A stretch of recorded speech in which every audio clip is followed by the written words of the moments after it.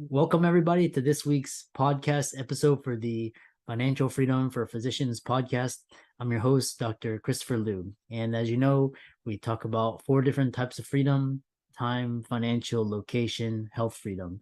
And as always, I'm just scouring the globe looking for interesting people that I want to talk to, gain insights, share ideas, and share with the world. So that's my mission.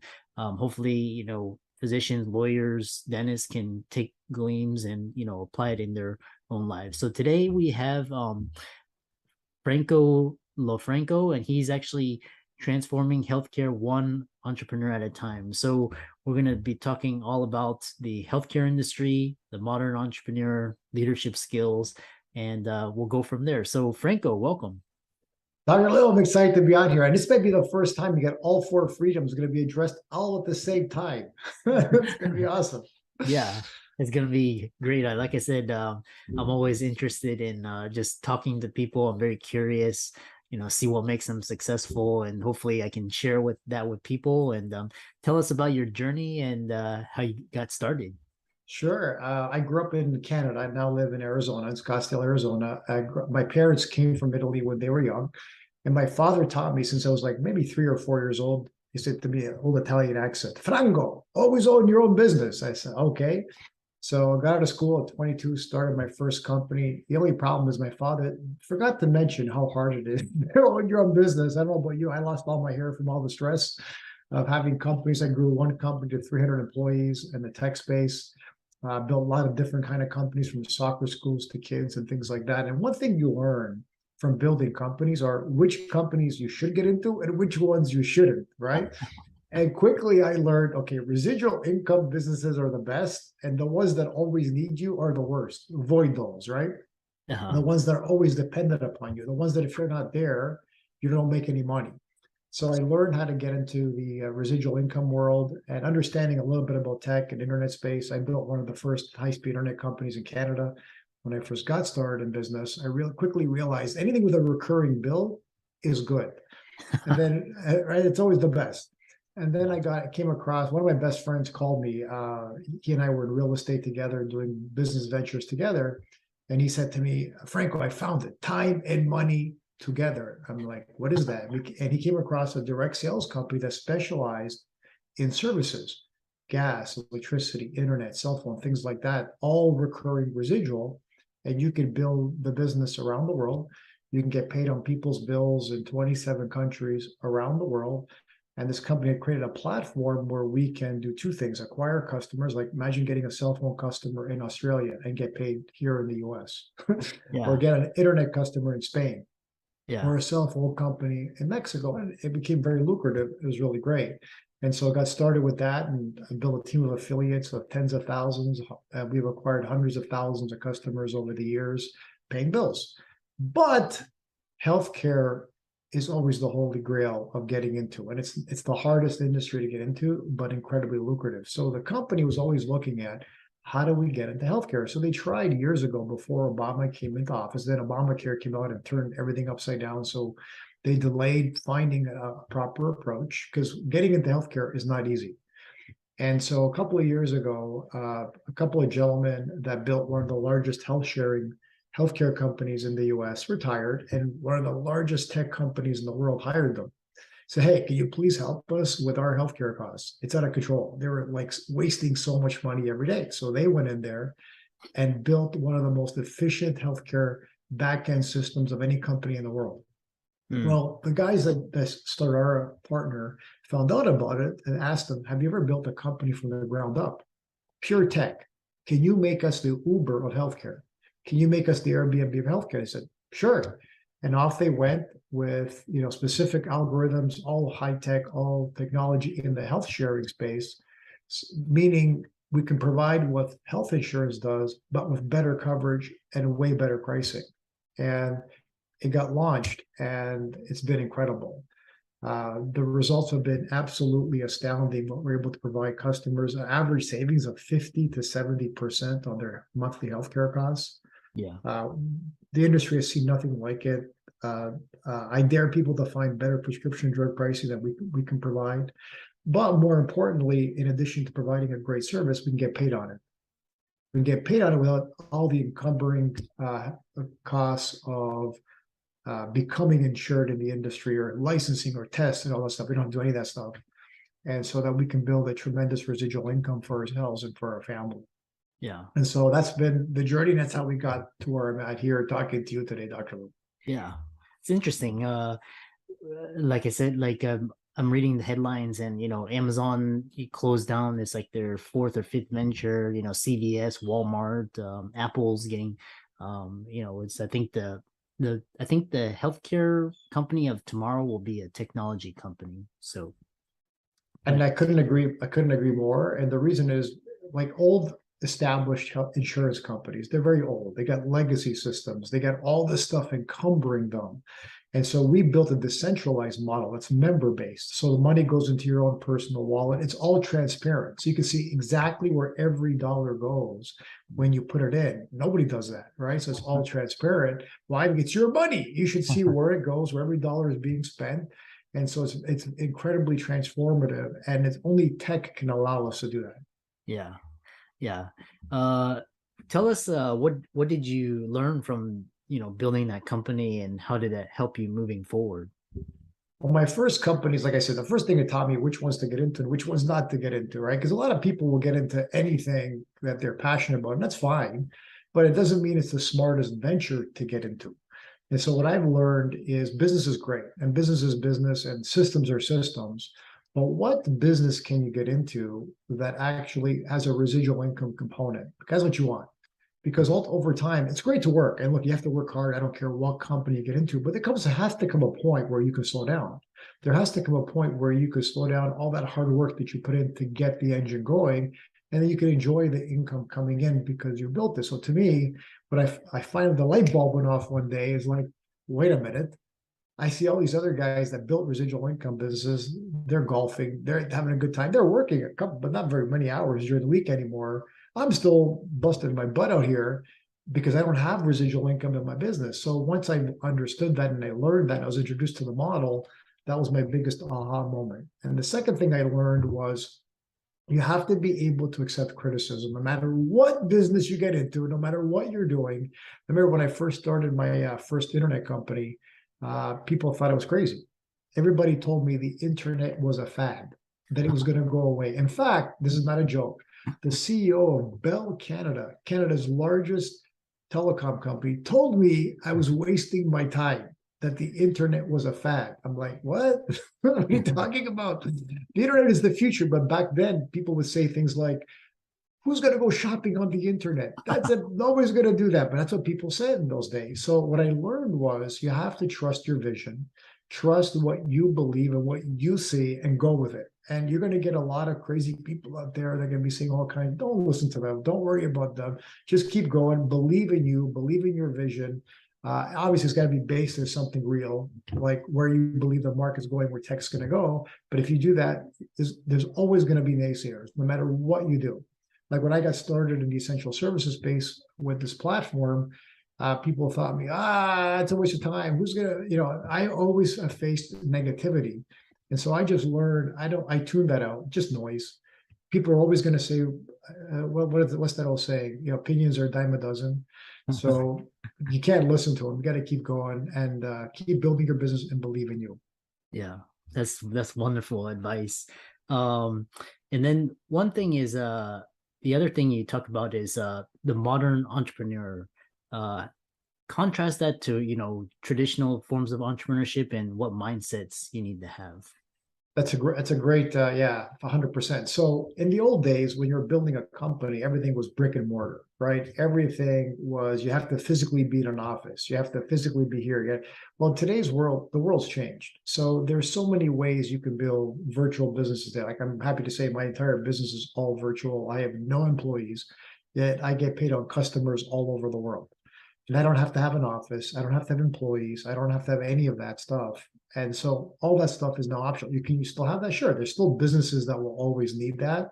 And it's an option.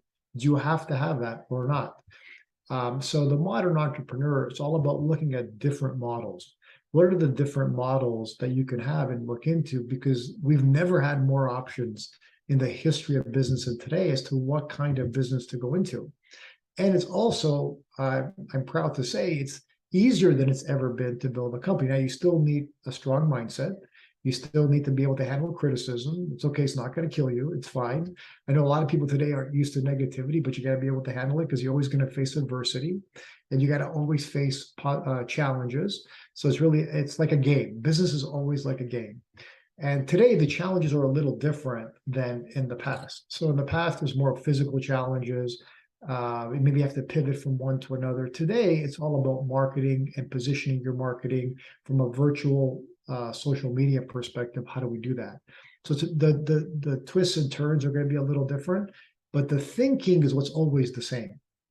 So it's the creativity, the resourcefulness. The one thing I like to say is the number one trait of an entrepreneur is being resourceful. So regardless of what's coming at you, can you overcome it? Can you find a way to find the answer? Always looking for what is the opportunity with what's facing me versus, oh, look what just happened. Oh, now what am I going to do? That's victim mentality. No, we don't want to think like that. We want to think, okay, this is what's coming at me right now. Who am I going to be in the face of this? And I had an entrepreneur, very successful, owned 80 companies, crazy successful guy. And he always taught me, think from the future. And I said to him, what do you mean by that? He goes, I want you to imagine that you've already achieved your goal. It's done. So whatever your goal may be in business, whatever your goal is in life, it's done. Now, when something comes at you on the way to your goal that seems like that wasn't supposed to happen, what's going on? Ask yourself from the future looking back, oh, that was supposed to happen. How did I address it? How did I come up with a solution? And he said to me, the reason why he did that was if you're in the moment right now, in the present, looking at a problem, it can be overwhelming. But he said, if you're looking at from the future, oh, I've already achieved that. Oh, yeah, this is supposed to happen to me. What was my solution? It becomes less stressful and way more opportunities of thinking clearly become possible for you to see different solutions. So I've always taken that on.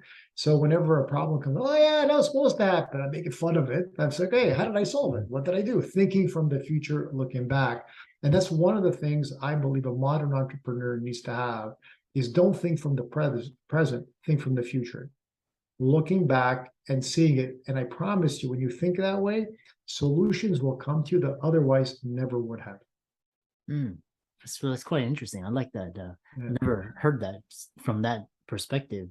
And then the other thing is you talk about leadership skills and people skills. How do you develop this, and why is it so important today? Yeah, another phenomenal question. So I went to business school and I realized, okay, I'm not learning any people skills here or leadership skills here. And so where you learn them is on the court, and it's painful. Okay, so obviously I recommend people read books on leadership, like anything from John Maxwell. John Maxwell is one of my favorite authors. He's written probably the most books on leadership in the world. Great guy, phenomenal books. You can read any of them. They're all fantastic. I've read I think pretty much all his books. How to Win Friends and Influence People, phenomenal book. Probably the number one book that's been read on your personality and being great with people. But then you have to get on the court. You have to get on the court and practice. So any of these books, I always tell the people, it's not about reading them. It's about applying them. How do you apply leadership? How do you apply and get the concept of being great with people? So you're a doctor, you get a kick out of this. So there's an MBA school, I think it's called Marshall. I can't remember which one it is. Anyway, they accept doctors that want to do an MBA, right? They want to do an MBA and they go. And so the hardest part for them when they're doing their MBA is the section on leadership, because they're not used to it. They don't get it, right? And it's the part, I'll never forget reading the study, and they're like struggling, right? And then there's a moment where they get it. Oh, I get it. And then the whole different world becomes available to them. Yeah. Like, oh, I get what leadership is now. And that's how leadership is. Leadership is one of those transformative topics where you have to throw yourself into it, deal with it, and then have a transformative moment in that you realize what it is. It's like riding a bike, right? Remember the time you learned how to ride a bike and you'd fall and fall and fall and fall. And then one day, oh my gosh, what happened? You had the concept of balance. And once you get it, no one can take it away from you. meaning you cannot ride a bike for 10 years and you still got it. You still know exactly how to do it. It's all great. Well, leadership and learning leadership is the same way. Once you get it and understand what it is, once you understand that it's all about leading by example, being a force of nature that's unstoppable, that no matter what you say will happen, and leading people into battle is a privilege and an honor. Once you get those basic concepts of leadership and you start to be that and live that, no one can take that away from you. It's your concept for life. And that's truly what's needed if you're going to build any kind of company. Nobody wants I call it, you could be a follower in business, but you won't make it. You're going to have to be a leader. It's like playing pool with a rope. Yeah. You can't play pool with a rope.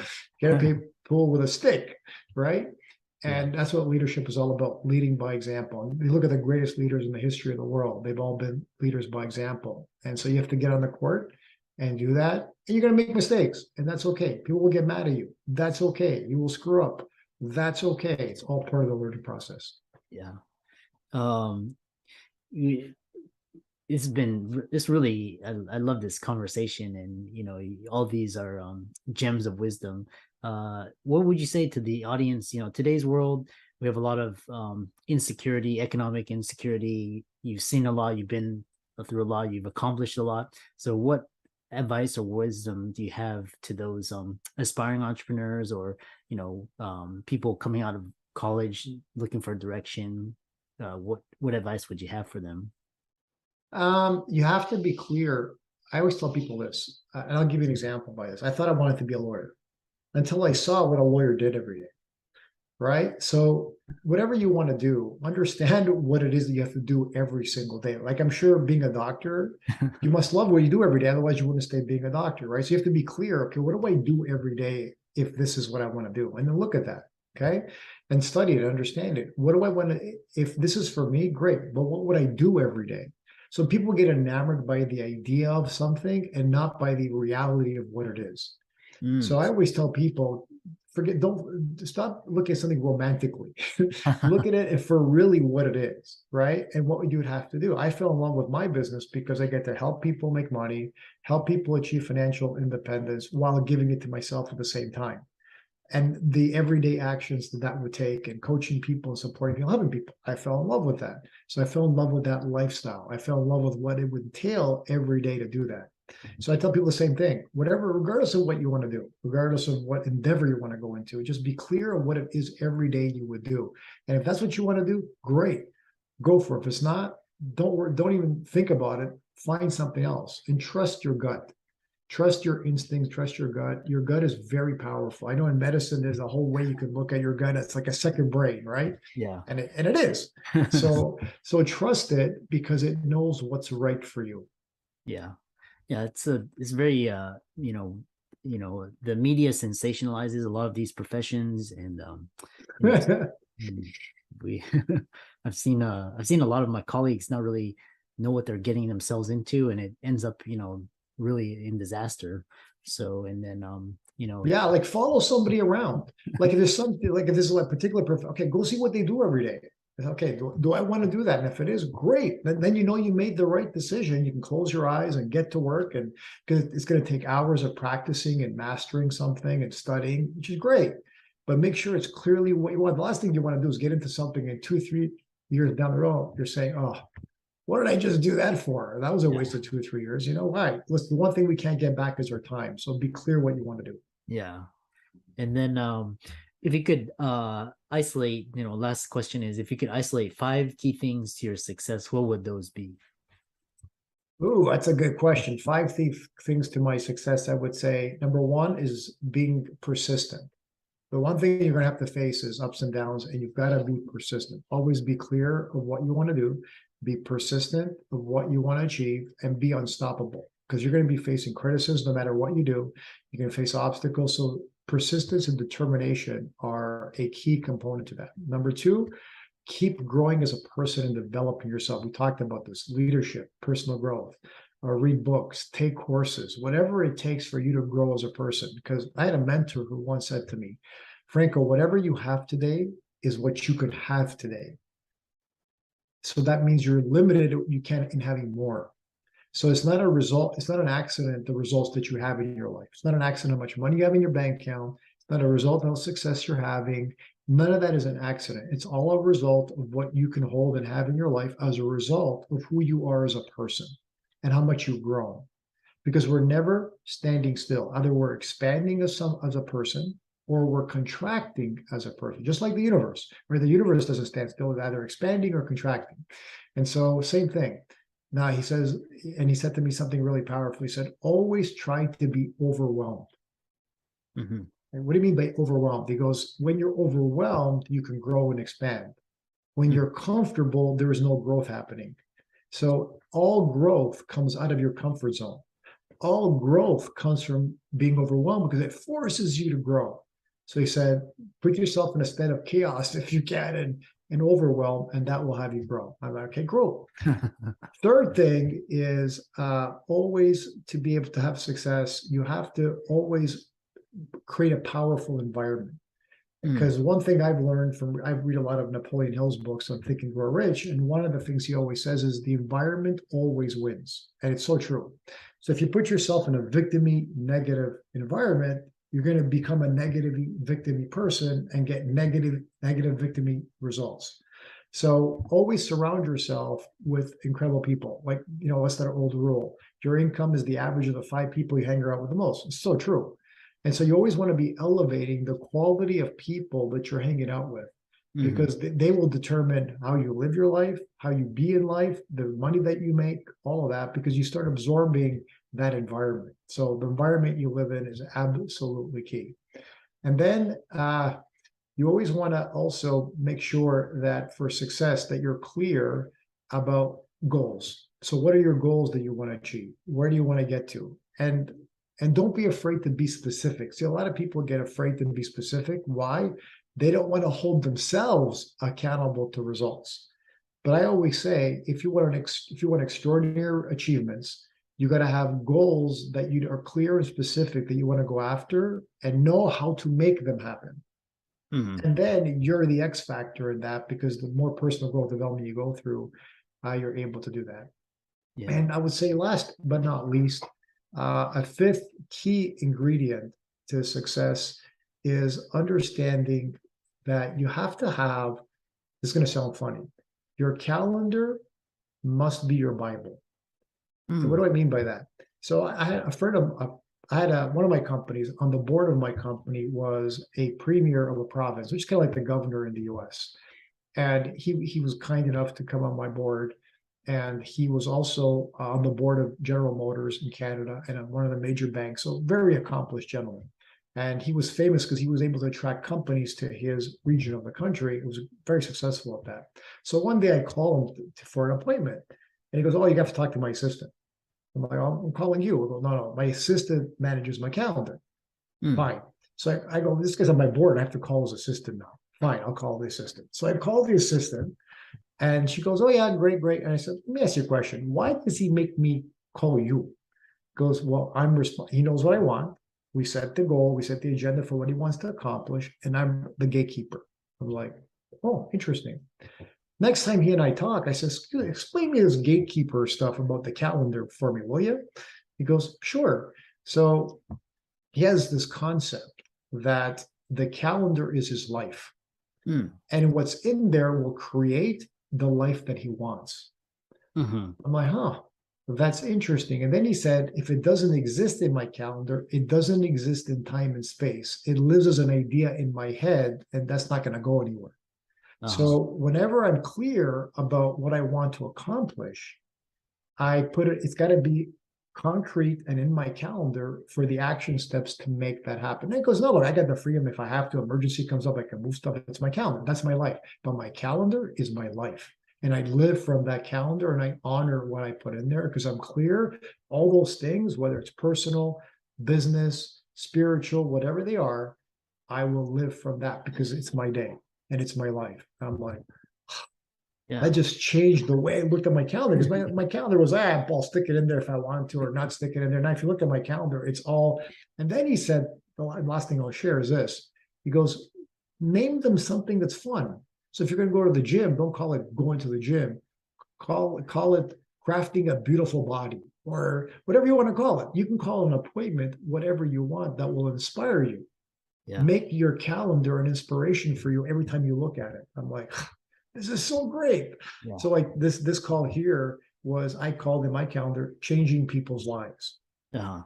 Because Wow. we're able to change lives through what you've created in this podcast. And I just get to be a voice on that. And it's been my pleasure to be able to do that. Yeah. That's very powerful. I never thought of that.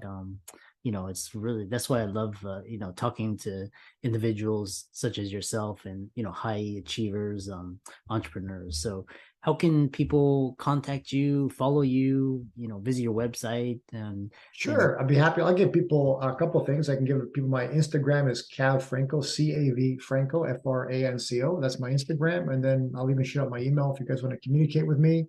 It's Franco at cavfrancolofranco.com. Franco, FRANCO, at CAV Franco Lofranco, FRANCO Lofranco.com.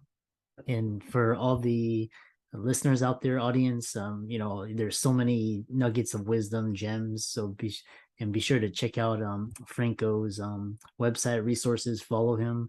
I'm gonna do that as well. And thanks so much for an insightful conversation, and we look forward to hearing about your future success.